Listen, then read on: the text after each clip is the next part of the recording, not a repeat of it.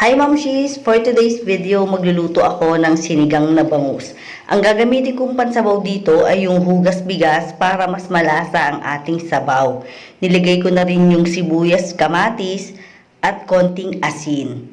Takpan natin at isalang na natin sa apoy.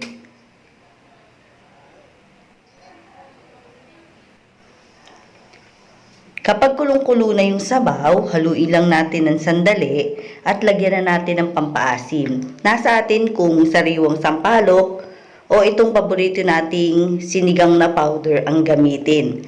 Haluin natin ng mabuti para matunaw yung powder.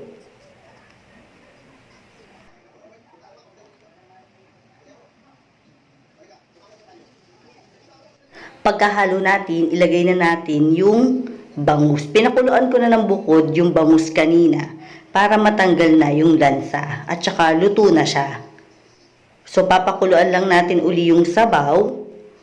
Ayan, so kumukulo na po siyang mabuti. Napakabango na nito mga mamshis. Malasang malasa na rin yung sabaw natin dahil malambot na yung sibuyas, kamatis.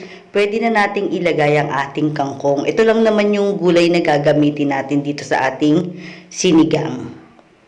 Ayan, ang ganda na ng kulay ng dahon ng kangkong, di ba? Malapit na yang maluto. Ilubog nating bahagya yung mga kangkong para mas madaling maluto. Ayan.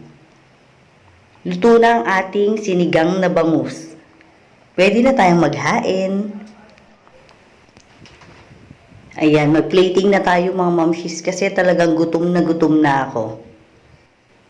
Lagyan natin yung isda and then yung sabaw at gulay.